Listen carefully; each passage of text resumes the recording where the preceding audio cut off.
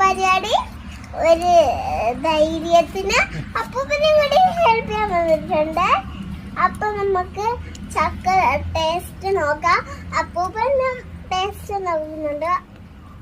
നല്ല ചക്കയാണ്, നല്ല മധുരമുണ്ട്.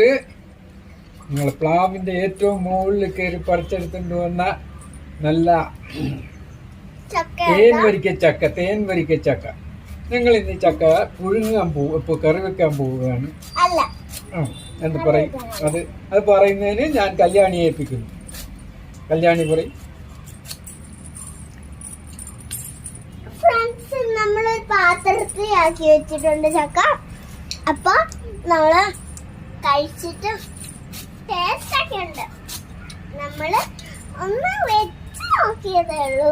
വെയിറ്റ് എത്രയാന്ന് അറിയാനായിരുന്നേ.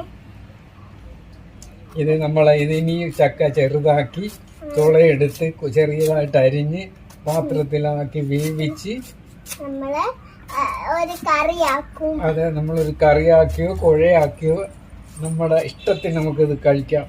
ഏറ്റവും നല്ല വിറ്റാമിനുള്ള ചക്കക്കുഴ, ചക്ക വരട്ടി, ചക്ക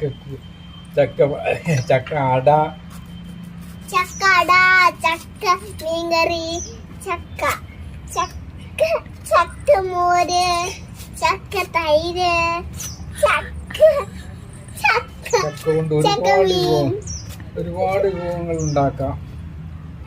അത് ഉണ്ടാക്കുന്നതിന് ഞങ്ങള് ഗീതയെ ഏൽപ്പിക്കും, ഗീതാബായിയെ ഏൽപ്പിക്കും.